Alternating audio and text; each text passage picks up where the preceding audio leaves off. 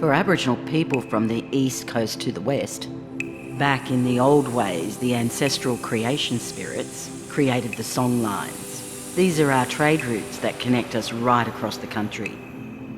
One of the first celebrations of songlines was, of course, the corroborees that were staged here at Jubagali or the Sydney Opera House. And so Vivid Live this year, having the sales projected with 6 Aboriginal artists, we wanted to tell the age-old story and the continuing story of how we're linked across the country through songlines.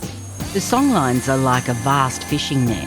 If you were to hold out a fishing net and look at all the lines that are interconnected, they are like the trade routes, the dreaming tracks, the ancient tracks. And the diamonds that are formed within that net are all the clan groups across this great country. The reason it's called a songline is because you actually sing it.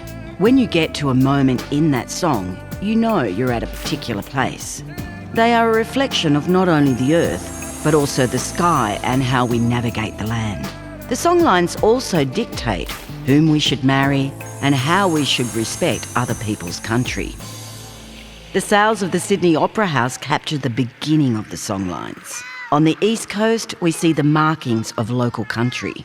We're then taken on a journey to the west, across New South Wales. Carla Dickens' work explores the connection to country, from the east to the west. The crows often symbolise the arrival birds that bring the messages. We also see the abundance of flowers, fruit, fish, and other symbols that are celebrated by Aboriginal communities across New South Wales.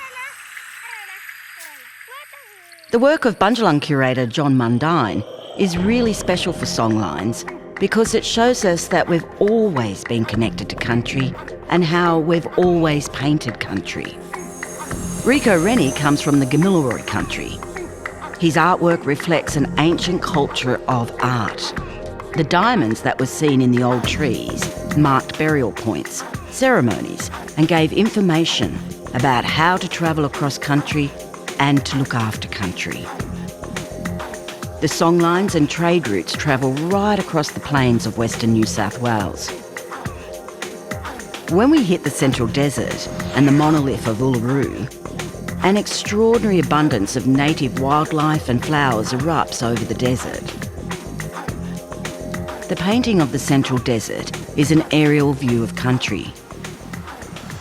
Gabriella Possum's artwork isn't only about the beauty of the Central Desert and the stories of where you can find water and food. It's also about the reflection of the Seven Sisters, the Pleiades constellation. As we move north to the lands of the Gumatj in northeast Arnhem Land, the late Gulumbu Yunupingu's work reflects our relationship with the stars. As they come alive, they bring us to the Southern Cross.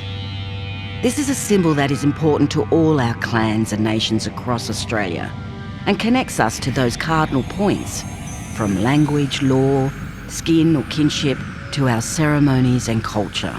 One of the most unique artworks in the world is Donnie Woolagudge's work of the Western Kimberley and the Wandjina, which reflects these spirits that pass down law, ceremony and song and are important to all clans.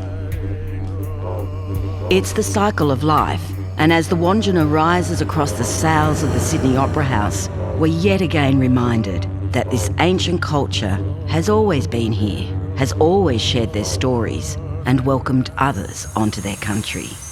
And so the cycles continue, like it has in the dreaming, in the past, as we watch it now, and for the coming children in the future. That's Songlines.